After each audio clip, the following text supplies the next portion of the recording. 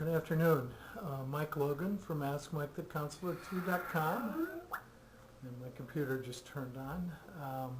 Here to talk to you briefly about a new page on my website, How to Self-Help. Yes, that's it. AskMikeTheCounselor2.com, How to Self-Help.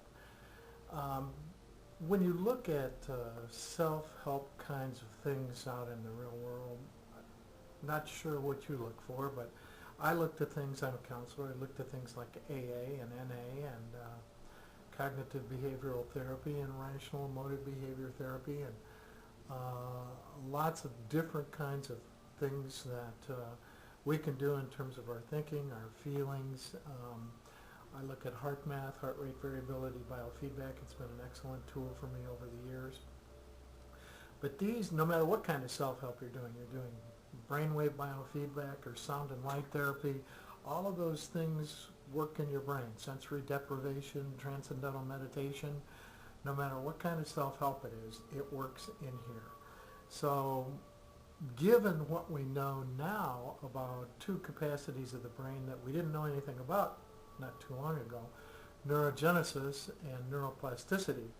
Neurogenesis means that I grow new brain cells every day. That particular discovery in the late 90s overturned decades of neuroscientific dogma that said that we grew brain cells up until a certain age and then we had the brain we had. In fact, it began to deteriorate or die off until we had Alzheimer's and ended up in the home. Well, that's not true. We grow new brain cells every day, and we can enhance that capacity of the brain. We also have a very plastic brain. In other words, the neurons in my brain are constantly seeking to connect with other neurons. That happens when there's a novel learning challenge. That kind of neuroplasticity can happen in minutes. In other words, I don't have to go to an entire semester's worth of lectures and then at the end of the semester, suddenly I have new knowledge.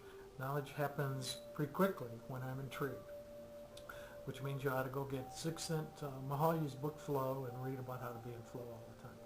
But the main thing I want to talk about today is brain fitness. What do I need to do to make sure that I have the most plastic brain, growing the most new brain cells that I can have? Well, I got to take care of physical fitness. I got to exercise. I got to take care of my nutrition, including omega-3s. Omega-3 fatty acids, the neurons are about 60%, and omega-3s, and if they don't get replacement omega-3s, then those neurons get brittle and they don't talk and pass electricity quite so well, and I make poor decisions.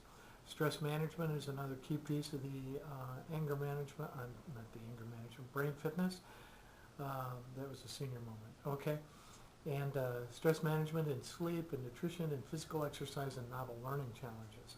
Novel learning challenges can be things like learning a new language, taking up a new career, new hobby like painting or chess, anything that requires me to step outside of what I've already learned, crystallized intelligence.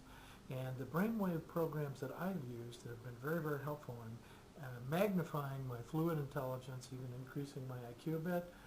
Certainly helping with my attention have been MindSpark Brain Fitness Pro, Posit Science Brain Fitness program, and the Lumosity program. And you can find information about all of those and the pillars of brain fitness. You can read about those in a book called Brain Fit for Life by Simon Evans, Professor Simon Evans, and Professor Paul Berghardt, who are neuroscientists at the University of Michigan. So top self-help begins in the brain. I need to do what it takes on a regular basis in order to enhance brain fitness, and then self-help is much more effective and easier. Thank you much. Mike Logan from AskMikeTheCounselor2.com.